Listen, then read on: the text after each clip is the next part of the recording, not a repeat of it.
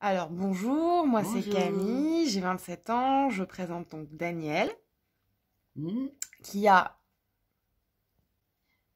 ton âge, 73 environ. 73 ans, et qui va nous parler donc de sa découverte des petites cantines, une cantine solidaire à Paris dans le 13e en janvier 2022. Voilà.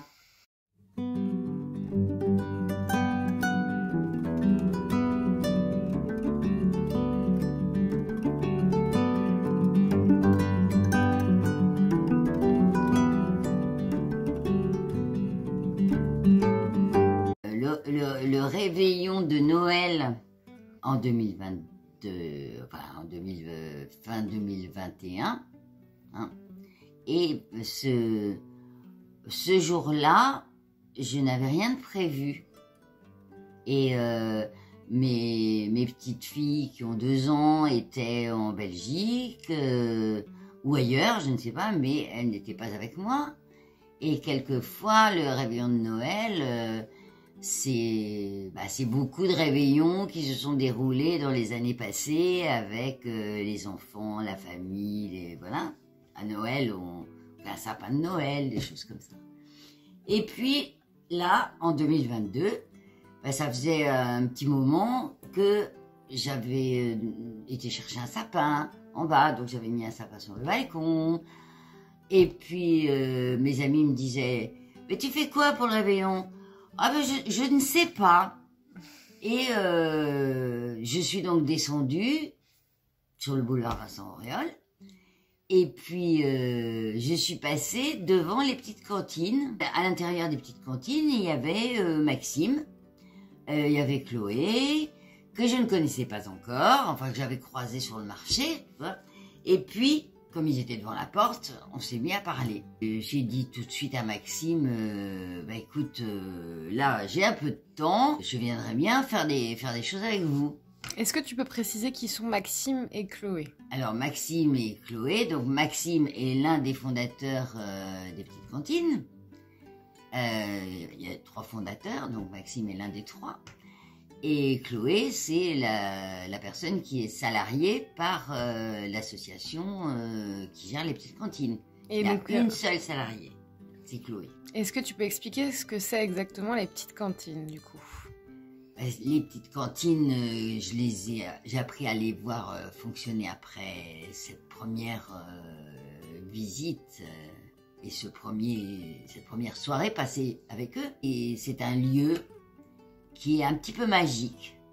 Quand on entre dans le lieu, on ne sait pas trop ce qui va se passer, mais il se passe des relations très très bienveillantes, très amicales, avec des personnes qui sont étrangères à la au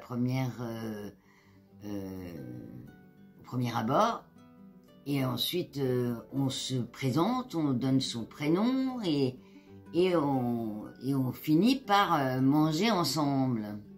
Donc ça ressemble à une scène familiale, à une scène, à la scène tout simplement. Voilà, la scène, le SCENE. Et autour de la nourriture, du repas partagé, de la préparation du repas, de la vaisselle en commun, eh bien, c'est comme si on était transporté dans une vie de famille. Alors que les personnes, les convives qui arrivent sont la plupart du temps inconnus. Et en tout cas, ce soir-là, qui était la veille de Noël, je ne connaissais personne, mais l'accueil a été tellement chaleureux. Maxime, Chloé, on se sent les bienvenus, on fait partie de l'espace. Le lieu est vraiment extraordinaire pour ça. Et comme maintenant je les fréquente quotidiennement, enfin très souvent, le plus souvent possible, ça crée des liens très affectueux qui vont bien au-delà des apparences, mais en même temps qui n'excluent pas les autres personnes. Donc, aujourd'hui, on dit ah ben c'est Daniel, elle vient souvent, c'est ou la mascotte, ou enfin je sais pas, ou la mamie pour quelques gamins. Mais c'est à chaque fois une surprise, à chaque fois une nouveauté. Donc à partir de ce réveillon-là, j'ai eu envie de dire ah ben vous refaites une soirée pour le 31 décembre. Alors ok, je m'inscris.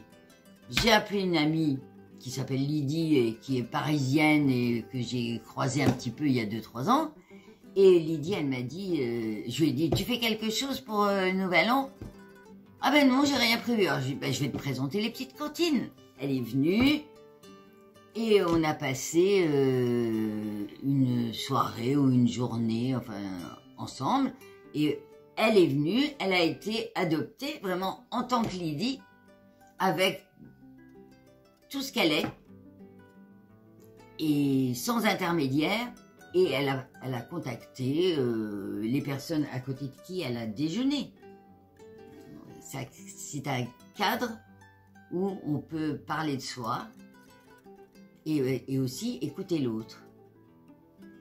Et ça me plaît beaucoup maintenant. Ça me remet dans une expérience de communication qui n'a jamais été vécue comme ça. C'est-à-dire, c'est vraiment une nouveauté. Alors que j'ai eu plein de vies avant, j'ai pu te raconter. J'ai eu plein de vies avant, une vie, 2 vies, 3 vies, 4 vies, 5 vies, 6 vies, 7 vies. Et là, ben, ça a été le moment où j'ai réalisé avec mon corps que j'étais en vie, encore en vie, malgré les événements des 3 années qui précèdent. Et j'étais en vie, j'étais dans le 13e arrondissement et j'étais aujourd'hui un personnage qui n'existait pas hier, qui n'existait pas la semaine dernière, qui n'existait pas le mois d'avant. Et là, j'ai senti vraiment que j'étais dans une nouvelle page de ma vie.